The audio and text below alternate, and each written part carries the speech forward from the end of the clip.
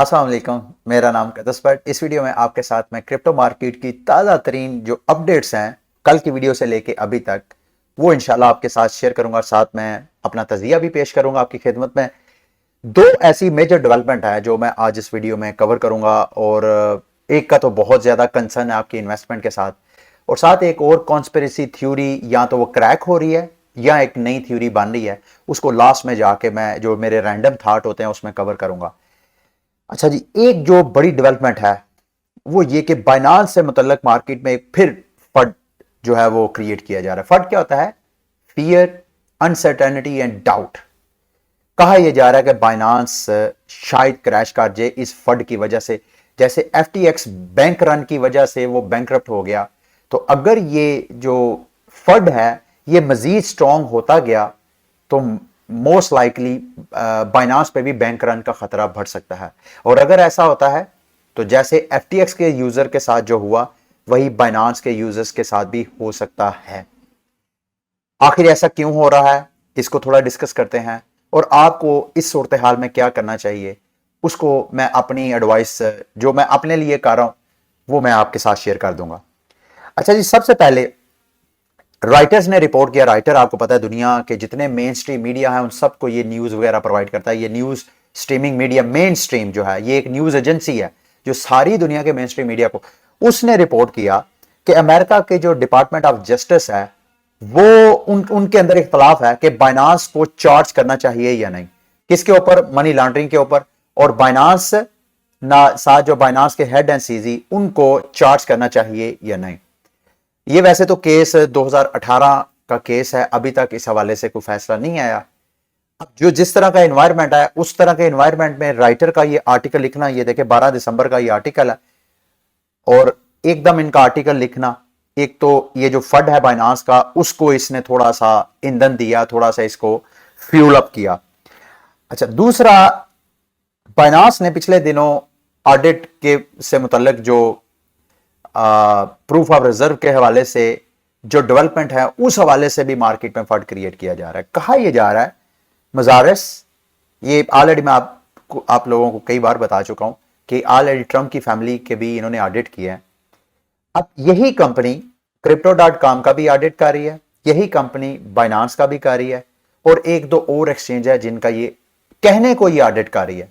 लेकिन अगर ये इनका लेटर देखें, ये जो आपको स्क्रीन पे नजर आ रहा है, इधर क्लियरली लिखा हुआ है कि मजारिस बाइनांस का या इन एक्सचेंजेस का ऑडिट नहीं कर रही है। ऑडिट तो ये होता है ना कि आप ऑटोनोमस बॉडी होती है जो कि सारी अकाउंटिंग वगैरह को चेक करती है। वो कहते हैं जी ऐसा कुछ नहीं हो रहा। मजारिस का अपनी स्टेटमेंट यह है कि वो ऑडिट नहीं कर रहे, बल्कि एग्रीड अपॉन प्रोसीजर्स के एक्सचेंजेस उनको खुद बता रहे हैं कि आपने क्या क्या काम करना है। तो जो एनालिस्ट हैं वो भी ये कह रहे हैं कि भाई ये बाइनांस जानबूझ के लोगों को बुद्धू बनाने की कोशिश कर रहे हैं। ऑडिट का मतलब ट्रांसपेरेंट ऑडिट की इजाजत नहीं दे रहा, क्योंकि अगर बाइनांस ट्रांसपेरेंट ऑडिट देगा तो वो ऑडिटर कंपनी बाकायदा उनकी बाइनांस की लाइबिलिटीज को भी ऑब्वियसली वो रिपोर्ट करेंगे, और बाइनांस शायद नहीं चाहता कि उसके ऊपर जो लाइबिलिटी, प्रूफ ऑफ रिजर्व तो उसने दिखा दी है कि भाई मेरे पास इतने एसेट पड़े हुए हैं, लेकिन बाइनांस की के ऊपर लाइबिलिटीज कितनी है उसकी बाइनांस ने रिपोर्टिंग नहीं की। तो अगर वो इंडिपेंडेंट किसी ऑडिटर से ऑडिट करवाएंगे अपना तो फिर ये चीज सामने आएगी। तो इस वजह से ये दो तीन मुख्तलिफ चीजों की वजह से मार्केट में बाइनांस के हवाले से अच्छा खासा फंड है। अच्छा, इसको अब मुख्तलिफ एंगल से देख सकते हैं। थोड़ी देर के लिए इमेजिन करें कि अगर ऐसा हो जाता है तो आपके फंड्स के साथ क्या हो सकता है। पहले नंबर पे तो जो आपकी इन्वेस्टमेंट है बीएनबी के ऊपर, वो इसी तरह जैसे एफटीएक्स का टोकन टैंक हुआ, इसी तरह बाइनांस का बीएनबी टोकन। मैं बीएनबी की मेरी जो इन्वेस्टमेंट है अच्छी खासी है, तो मैं खुद उसमें इन्वेस्टर हूं। अब मैं खुद परेशान हूं कि इस सूरत हाल में क्या करना चाहिए, क्या इस फंड को सीरियस लेना चाहिए या नहीं, या हमें इंतजार करना चाहिए कि हादसा हो। मतलब वो कहते हैं ना, it's too big to collapse, कि ये इतना बड़ा है कि बाइनांस कोलैप्स नहीं हो सकता। यही जो थॉट थे, लूना के बारे में भी यही ख्याल था कि भाई लूना बिलियंस ऑफ डॉलर का उनके पास सरमाया, ये कैसे कोलैप्स कर सकता है। ये जो बड़े बड़े इन्वेस्टर्स हैं ये लाजमी लूना को बचाएंगे, ये इसको क्रैश नहीं होने देंगे जिस तरह। तो यही ख्याल जो है एफटीएक्स के बारे में भी था, और सेम यही थॉट जो है बाइनांस के बारे में भी है कि बाइनांस इतना मार्केट का सबसे बड़ा क्रिप्टो एक्सचेंज है, सबसे बड़ा प्लेयर है, इसको कैसे कोई जो है वो कोलैप्स कर सकता है। लेकिन मेरा कंसर्न है बीएनबी के हवाले से, ये डैलन एक जर्नलिस्ट है, इनका मैं पूरा एक वैसे पूरी एक इन्होंने थ्रेड लिखी है बाइनांस का और बीएनबी का जो टोकन है उसका पोस्टमार्टम किया है।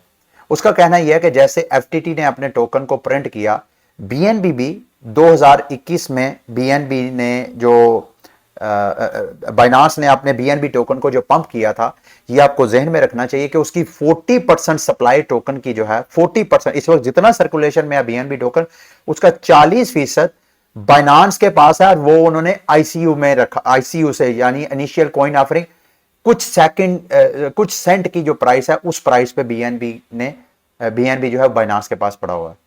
अब आपने खुद इसके बारे में, आई डोंट नो कि ऐसा इस जर्नलिस्ट का थॉट ये है, लेकिन जब हम डिसीजन मेकिंग मुस्तकबिल में अपने फंड्स की सिक्योरिटी का कोई एनालिसिस वगैरह कर रहे होंगे, कोई एक्शन वगैरह ले रहे होंगे, तो हमें इन चीजों को भी कंसीडर करना चाहिए।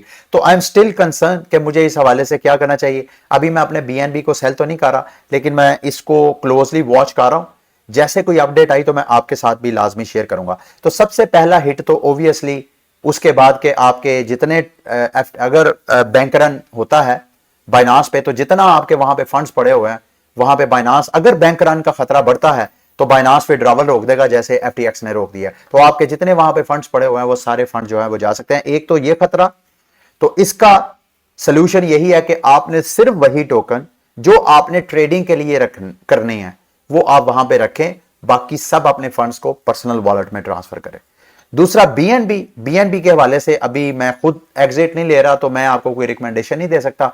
हाँ, कोई मजीद कोई टेंजिबल कोई अपडेट्स वगैरह आती है और अगर मैं बीएनबी को कन्वर्ट करता हूं, एक तो मेरा दिल कर रहा है कि फिलहाल जितना बीएनबी है उसको मैं बीटीसी में कन्वर्ट कर लूं, ये एक मेरा थॉट है, लेकिन अभी मैं नहीं कर रहा क्योंकि मैं भी अंडर वाटर हूं। बीएनबी पे मैंने हाईएस्ट प्राइस पे भी बाय किया हुआ है, लोएस्ट प्राइस पे भी है, तो मैं अभी बीएनबी को होल्ड कर रहा हूं और मेरे बीएनबी स्टेकिंग पे भी लगे हुए हैं ट्रस्ट वॉलेट के ऊपर। अच्छा, दूसरा एक और थॉट है, थोड़ी देर के लिए इमेजिन करें कि अगर बाइनांस भी बैंकरप्ट हो जाता है तो मार्केट में क्रिप्टो एक्सचेंज बचेगा कौन सा, खसूसन ये सेंट्रलाइज एक्सचेंज।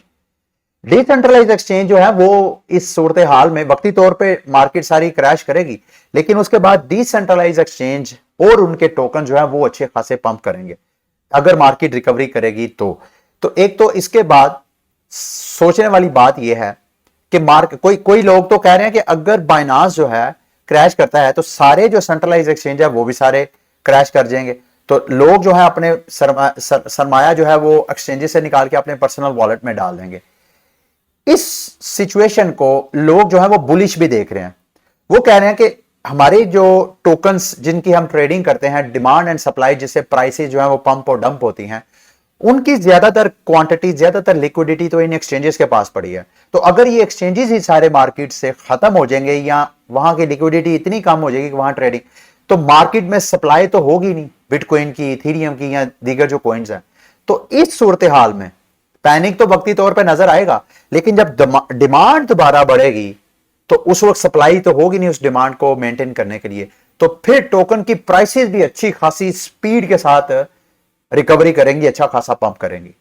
ये एक लोगों का थॉट है, आई डोंट नो ऐसा होता है या नहीं। अच्छा, मार्केट की दूसरी बड़ी न्यूज, फाइनली अमेरिका ने बैंकमैन फ्रीड के अरेस्ट वारंट जो है अरेस्ट के लिए रिक्वेस्ट की बहामा गवर्नमेंट को, और बहामा, ये अगर आप नोटिस देखें तो ये बाकायदा statement of the attorney general of Bahama, और ये उन्होंने अरेस्ट किया जी बैंकमैन फ्रीड को। और अभी उन्होंने, मतलब इस वजह से क्योंकि अमेरिकी हुकूमत ने उनको रिक्वेस्ट की कि इसको जो है वो अरेस्ट करें। चार्जेस क्या है? मनी लॉन्ड्रिंग, वायर फ्रॉड, जो क्राइम, मतलब एक साइबर क्राइम के जो इल्जाम है वो सारे लगाए हैं। और अनकरीब बैंकमैन फ्रीड को अमेरिका में एक्स्ट्राडाइट क्या होता है? एक कंट्री का कोई शहरी जब दूसरे मुल्क में रहाइश पजीर होता है तो वहां से एक हुकूमत, वो हुकूमत जिसका वो शहरी है, वो मुतलका हुकूमत को कह सकती है कि फलां हमारे शहरी को एक्स्ट्राडाइट कर दें, यानी उसको हमारे हवाले करें कानून नाफज करने वाले इदारों के। ये मुमालिक के दरमियान अगर ट्रीटी हो तो हम कर सकते हैं।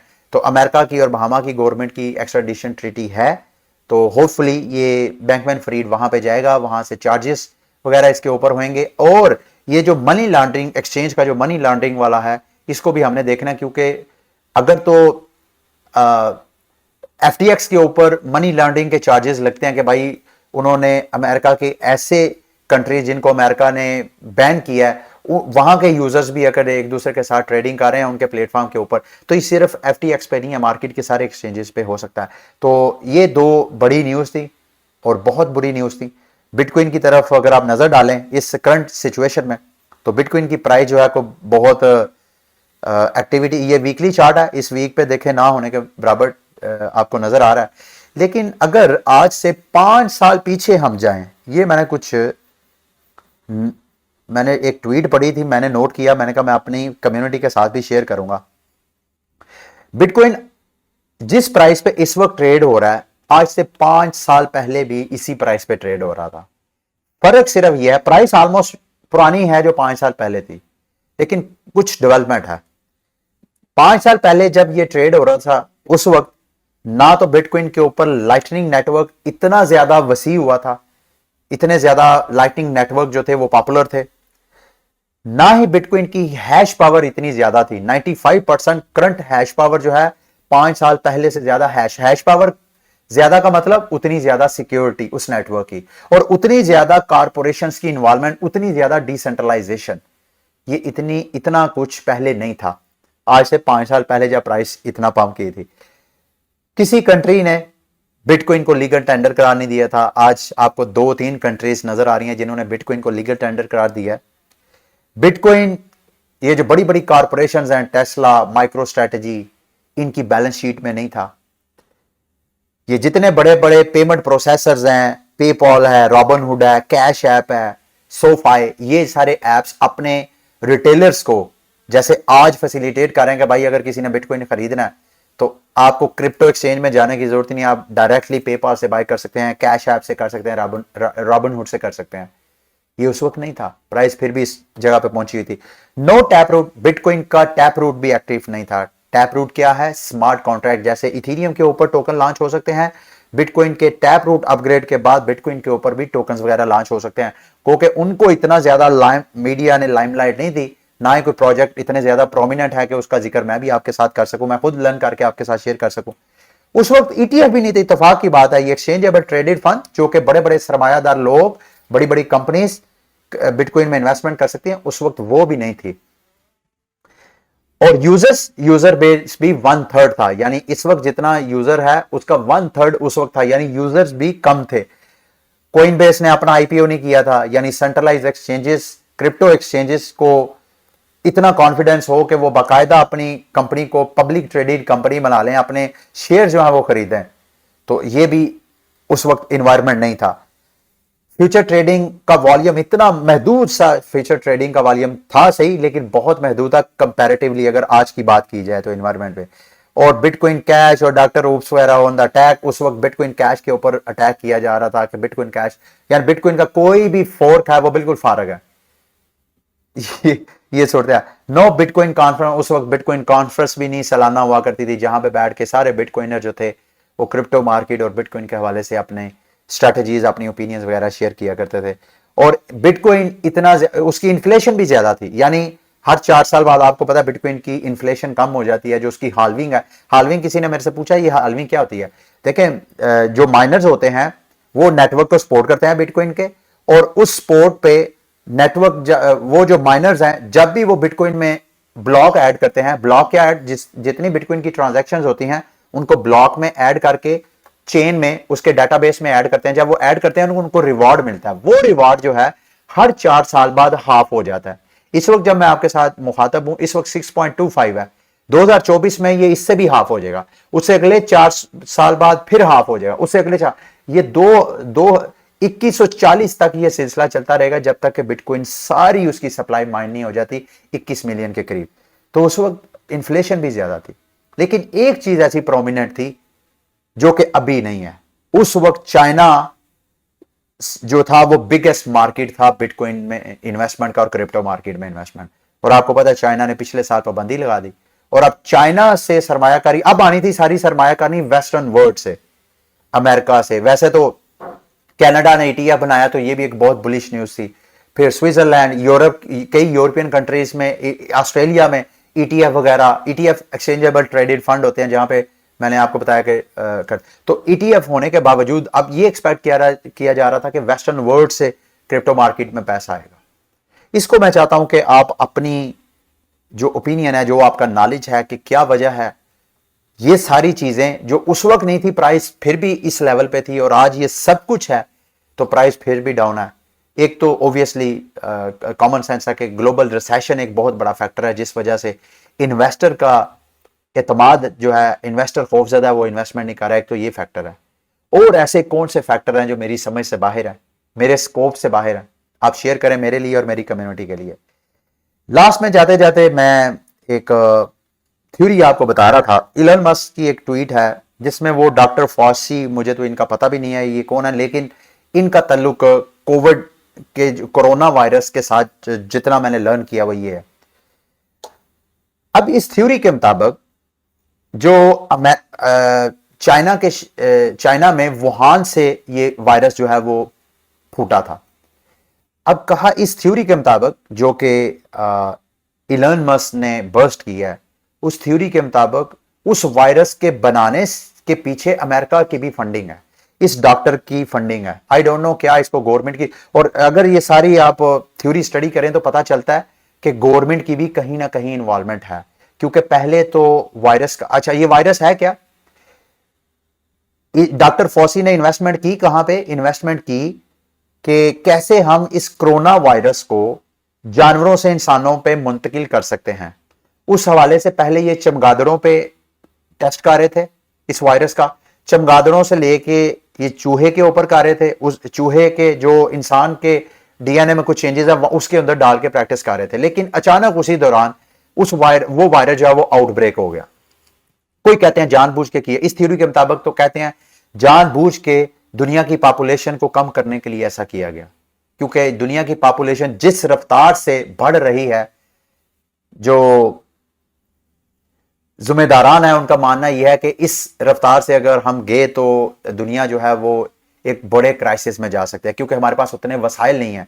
तो इस पॉपुलेशन को कंट्रोल करने के लिए ये जो पावर्स हैं जिनके पास मैनिपुलेशन, जो पूरी सोसाइटी को मैनिपुलेट कर सकती हैं, उन्होंने जानबूझ के ऐसे किया है।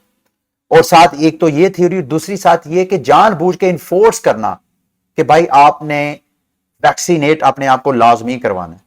अब उस वैक्सीनेशन के अंदर, अब अगर कॉमन सेंस की तरफ देखा जाए तो यार चलो एक दो मुल्क कर सकता है, क्या सारे मुल्क, सारे ममालिक ने ऐसे किया, वैक्सीनेशन को लाजमी करार दिया। अब जो वायरोलॉजिस्ट हैं, जो साइंटिस्ट हैं, जो वायरस के ऊपर काम करते हैं, वो कहते हैं कि अगर आप अपने बच्चों को आप एक्सपोज नहीं करेंगे वायरसेस के आगे तो आपकी कुव्वत मदाफत जो है वो बनेगी नहीं। मिसाल के तौर पे लॉकडाउन से, जो वायरस के ऊपर काम करने वाले साइंटिस्ट हैं उनका मानना यह है कि अगर आप लॉकडाउन करेंगे तो इससे वायरस ज्यादा खतरनाक होगा, ज्यादा फैलेगा। अगर आप लॉकडाउन नहीं करेंगे तो लोग इस वायरस से एक्सपोज होंगे, उनमें से जो कमजोर होंगे वो तो ऑब्वियसली उनकी हलाकत हो सकती है, वो मर सकते हैं, लेकिन जो बच जाएंगे वो आइंदा के लिए कोरोना वायरस के अटैक से बचेंगे, क्योंकि उनका जो कुव्वत मदाफत है वो वायरस के साथ फाइट करना लर्न कर जाएगी। अब ये वायरस होते क्या है आपके नॉलेज के लिए, वायरस वो वाहिद जानदार है, मेरे नॉलेज के मुताबिक वायरस वो वाहिद जानदार है जो लाफानी है, जिसको मौत नहीं है। हम इंसान, जानवर, पौधे, जितने बाकी सारे जानदार हैं वो फानी है, यानी अल्लाह ताला ने उनके अंदर एक बॉडी क्लॉक रखा हुआ कि वो बेशक एक मखसूस एनवायरनमेंट के अंदर वो बैठ जाए, मतलब मैं जिस एनवायरनमेंट में बैठा हूं, अगर मुझे यही एनवायरनमेंट सारी उम्र दे दिया जाए, खाना भी हेल्थी दे दिया जाए, इसके बावजूद मेरी जो मौत है वो लाजमी है, क्योंकि अल्लाह ताला ने मेरे अंदर बॉडी क्लॉक लगाया। मुझे बुढ़ापा जो है आता जाएगा, मैं वक्त के साथ साथ बूढ़ा होता जाऊंगा। वायरस वो वाहिद जानदार हैं जो कि बूढ़े नहीं होते, अगर उनको फेवरेबल इन्वायरमेंट दें तो वो हमेशा के लिए जिंदा रह सकते हैं, हमेशा के लिए, उनको मौत नहीं है। तो वायरस करते क्या है कि वो इंसानों, जानवरों, पौधों के ऊपर अटैक करते हैं और उनके डीएनए हमारा बिल्डिंग ब्लॉक होता है, हमारा वो सॉफ्टवेयर कोड होता है जो हमारे माँ बाप जो है वहां से मिलके, उनके क्रोमोसोम से मिलके हम बनते हैं, और दोनों से के डीएनए से है। डीएनए हमारा बिल्डिंग ब्लॉक है। हमारे बालों का कलर क्या होना चाहिए, आंखों का रंग क्या होना चाहिए, नाक चौड़ा होना चाहिए, चेहरा लंबा होना चाहिए मेरी तरह, गोल होना चाहिए, छोटा होना चाहिए, मेरी हाइट कितनी होनी चाहिए, ये सारी चीजें उस डीएनए के अंदर अल्लाह ताला ने डाल दी हैं। जब बच्चा पैदा होता है ये सारी क्वालिटीज वो लेके पैदा होना है। मेरी इवन तो मेरी मौत अगर हादसाती नहीं होती तो मैंने जीना कितना है, ये सब, मुझे कौन कौन सी बीमारियां लगती, सब कुछ डीएनए में अल्लाह ताला डाल देते हैं। ओबियसली वो बाद में वक्त के साथ साथ डीएनए में चेंजेस वगैरह भी होते रहते हैं। ऐसा नहीं है कि जो लिख दिया वही। इवन ये भी कहा जाता है कि क्राइम वगैरह का भी हमारे डीएनए में, कि मैं कितना क्रिमिनल होऊंगा, मैं कितना ऑनेस्ट होऊंगा, ये सारी चीजें हमारे डीएनए में लिख दी जाती हैं। लेकिन ये पैदा होने से पहले सब कुछ हो जाता है, लेकिन उसके बाद आहिस्ता आहिस्ता इंसान का डीएनए भी चेंज होता रहता है। ऐसा नहीं है कि वो लिख दी है जो चीज, वो हमने वैसे ही करना। वक्त के साथ साथ हम अपने आप को चेंज कर सकते हैं, डीएनए वगैरह को चेंज कर सकते हैं। तो कहने का मकसद ये है कि ये एक थ्योरी है जिसके बारे में कहा जाता है कि ये अमेरिका और चाइना, इन दोनों ने जानबूझ के इस तरह किया है ताकि जो वर्ल्ड पॉपुलेशन है उसको कंट्रोल किया जाए। आई डोंट नो ऐसा है या नहीं। अगर ऐसा है तो इसके असरात सिर्फ पॉपुलेशन के साथ नहीं है। कोविड के बाद ये जितने मुआशी आपको मसाइल दुनिया के, आप अपने जात की तरफ देखें, अगर आपको कोई मुआशी प्रॉब्लम आपके या आपके किसी रिश्तेदार दोस्त को है तो उसका ओरिजिन जो है उस, तो उस तो उसका ओरिजिन जो है इस कोविड के आउटब्रेक के बाद हुआ है। ये जितने आपको सियासी अदम इस्तेहकाम नजर आ रहा है सारी दुनिया में जो मुआशी बहरान नजर आ रहा है, इसकी बुनियाद इस कोविड ने रखी है। तो आई डोंट नो ये क्यों, अगर ये बिल्कुल ऐसा ही है तो क्यों ऐसा किया, और ये क्या ये रुक जाएंगे मसाइल? फिलहाल तो मेरे स्कोप से ये बाहर है, मुझे नहीं लगता ऐसा। लेकिन बहरहाल ये जो चीज़ें थी मैंने आपके साथ शेयर की। उम्मीद करता हूँ कि आज की वीडियो आपके लिए इन्फॉर्मेटिव रही होगी। अगली वीडियो तक के लिए मुझे इजाज़त दें। अल्लाह हाफिज़।